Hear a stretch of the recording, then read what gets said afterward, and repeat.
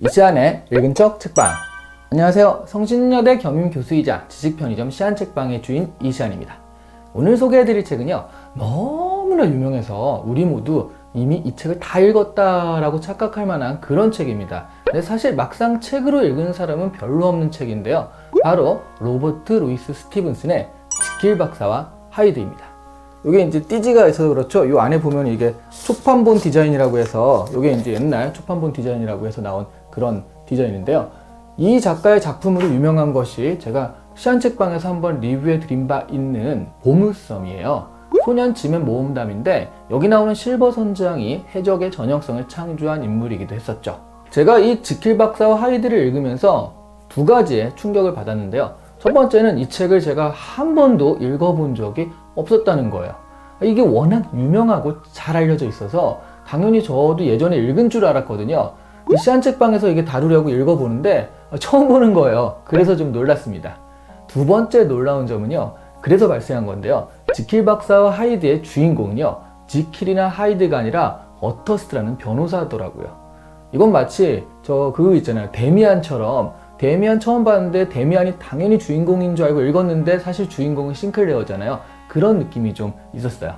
지킬 박사와 하이드의 모든 서술은 어터스의 입장에서 이루어지고요, 처음부터 끝까지 어터스가 나옵니다. 지킬이나 하이드 분량 등장보다도 훨씬 더 어터스의 분량이 많아요. 그런데 사실 주로 나온다 하더라도요, 이야기의 전개상 주인공은 지킬 박사와 하이드가 맞죠. 하지만 이렇게까지 어터스라는 이름이 안 알려져 있나 싶어서 말씀드리는 거예요. 그러니까 그만큼 이 소설을 책으로 읽은 사람이 없다는 뜻이기도 합니다. 작품의 줄거리는요, 어터스 변호사가 하이드라는 사람의 나쁜 소식을 듣는 것에서부터 시작을 하는데요, 어터스가 이 소식을 듣고 눈살을 이렇게 찌푸릴 수밖에 없었던 것이요, 자신의 절친이자 아주 명망 있는 의사인 지킬 박사가 어터스에게 맡긴 유언장 때문이에요. 거기에 뭐라고 써 있었냐면, 그러니까 지킬 박사가 죽거나 실종되면 전 재산을 하이드에게 넘긴다, 하이드에게 주라, 이렇게 되어 있었거든요. 어터스는요, 그래서 하이드를 찾아서 만나보게 됩니다. 근데 하이드가 가까이에만 있어도 끼쳐오는 어떤 악한 느낌, 그런 게 있었거든요. 그래서 더더욱 이 유언장의 내용을 꺼림직하게 느끼는데요. 그러니까 이렇게 생각한 거죠. 이 지킬 박사가 하이드한테 협박을 받고 있구나, 이렇게 생각을 한 거예요. 하지만 지킬은 그에 대해서 이해해달라고만 이야기하고요, 더 이상 말하기를 꺼리죠. 그러다가 하이드에 의해서 국회의원이 죽는 살인사건이 발생을 하고요, 한동안 하이드는 나타나지 않습니다. 그런데 하루는요, 지킬 박사와 어터스 모두의 친구이기도 한 레뇽 박사가, 발음 주의해야 됩니다. 뇽이에요, 뇽. 레뇽 박사가 어터스에게 편지를 맡기고 죽습니다. 어떤 일 때문에 충격을 받은 여파 때문인데요, 레뇽의 편지 겉봉에도 지킬이 죽거나 실종되면 그때 이 편지를 읽어보라 라고 적혀 있었어요. 그래서 어터스는 궁금함을 참고 편지를 금고에 넣어두게 돼요. 그리고 얼마 후 지킬 박사의 하인들이 어터스를 찾아와서요, 며칠 동안 지킬이 나타나지 않고 방 안에만 있는데 목소리나 인기척이 다른 사람 같다면서 어터스에게 도움을 청합니다. 어터스와 하인들은요, 하이드가 지킬을 살해하고 지킬 행세를 하고 있다라고 여겨서 억지로 방문을 부수고 들어가게 되죠. 그 순간 하이드는 약을 먹고 스스로 목숨을 끊습니다. 어터스는요, 지킬의 필체로 남아있는 편지가 있었고요, 그리고 그 전에 받았던 레뇽의 편지, 이 둘 다를 읽어보고요, 드디어 진실을 알게 됩니다. 지킬이 곧 하이드였다는 것을요. 지킬은 누구보다 높은 도덕적 기준을 가지고 선하고 금욕적인 생활을 했는데요, 사실 본성은 놀기 좋아하고 쾌락적인 성격이 있었던 거예요. 이에 대한 괴리감 때문에 힘들어하다가 자신의 연구를 통해 선한 성격 안에 숨어있던 악한 마음을 딱 분리해내서 인격체를 만들어내는데 성공을 합니다. 한마디로요, 약을 먹으면 얼굴은 물론 이 체격까지 변해지는 그런 하이드가 되는데 성공했다는 이야기예요. 누구도 지킬인지 모르는 하이드란 육신의 껍데기를 입고서 지킬은 하이드로서의 이중생활을 만끽하기 시작을 해요. 문제는 이 하이드가 폭주를 하는 거예요. 살인사건을 일으키기도 하고요, 약을 먹지 않아도 튀어나오기도 합니다. 결국 지킬과 하이드의 이중생활은 불행하게 끝을 맺습니다. 이 지킬 박사와 하이드를 조금 더 잘 이해하려면 영국 빅토리아 시대를 조금은 이해해야 되는데요, 이 작품이 발표된 1886년은요 산업혁명이 한참인 때죠. 부자들은요 부가 넘치기 시작을 합니다. 그래서 화려한 파티를 즐기고 쾌락에 탐닉하는 생활을 즐기기 시작을 했는데요. 하지만 한편으로는요, 이때가 또 빅토리아 여왕 시대거든요. 이 빅토리아리즘이라고 해서 절제와 엄격한 도덕적 기준을 생활의 표준으로 강요했던 그런 시대였습니다.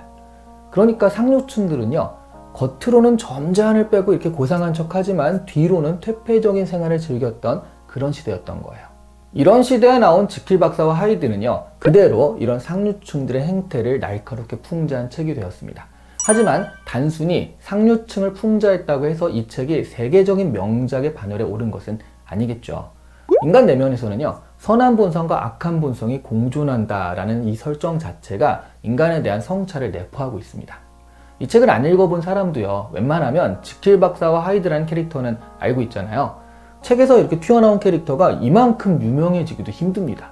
그렇게 지킬과 하이드가 캐릭터로서 각광받은 이유는요, 순수한 악의 결정체, 그리고 선의 대명사, 이 두 사람이요, 사실은 같은 사람이라는 이 캐릭터의 매력에 기본하고 있는 것 같습니다. 사실 이는 공감이라는 말로도 표현할 수 있을 것 같은데요. 우리 모두는 누구나 이중성을 가지고 있으니까요. 복면가왕이라고요, 가면을 쓰고 노래 부르면 누구인지 맞히는 TV 예능 프로그램이 있잖아요. 복면을 쓰고 노래를 부르는 사람들이 하는 말이요, 복면 안에서는 사람들이 누구인지 자기를 모르니까 해방감을 맛볼 수 있고요, 그래서 평소에는 TV에서는 하지 못했던 일들을 할 수 있었다라는 얘기들을 많이 하거든요.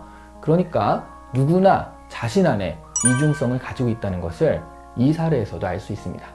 그러니까 나쁜 생각이 든다고 해서 스스로 나쁜 사람이라고 생각해서는 안 될 것 같아요. 누구나 그런 마음은 조금씩이라도 가지고 있어요. 근데 그것을 실천하느냐 아니냐, 여기가 완전히 다른 차이를 만든다는 거죠. 지킬처럼 그것을 한번 실천하는 순간 그 나쁜 생각은 폭주하게 되고요, 걷잡을 수 없게 됩니다. 좋은 사람과 나쁜 사람의 차이는요, 그런 생각을 하느냐 아니냐가 아니라 그런 생각을 실천에 옮기느냐 자제하느냐에 있는 것 같습니다. 한 가지 재미있는 사실을 덧붙이면 이 지킬 박사와 하이드는요, 원래 출판사에서 크리스마스 책으로 기획한 책이라고 해요. 찰스 디킨스의 크리스마스 캐롤 이후에 크리스마스 책에는 을의 환상적인 이야기가 덧붙는 그런 유행이 있었는데요. 이 책은 처음 작가에게 크리스마스 책으로 의뢰가 된 거라고 하죠. 근데 이야기가 좀 특히 마지막 결말이 좀 어둡다 보니까 크리스마스 책으로는 적절하지 않다라고 생각되어서 12월이 지나서, 12월에 원래 출간하기로 했는데 12월이 지나서 다음해 1월에 출판되었다고 합니다. 그리고 6개월 만에 4만 부가 나가는 히트를 기록했는데요. 그 옛날에 4만 부니까 엄청난 양이 팔린 거죠. 그리고 지킬 박사와 하이드는 뮤지컬로도 유명하잖아요. 이 뮤지컬에 나오는 지금 이 순간이라는 노래는요, 뮤지컬을 전혀 보지 않는 보통의 대중들도 어느 정도는 들어본 바 있는 노래이기도 하죠. 노래방 가면 그렇게들 불러대잖아요, 이 노래를. 자, 오늘 이 시간에 읽은 척 책방은 지킬 박사와 하이드였습니다. 좋아요와 구독은요, 전혀 이중적이지 않습니다. 모두 구독자의 선한 면이 발휘되는 행위인 만큼 망설임 없이 꾹 누르면 되겠습니다. 감사합니다.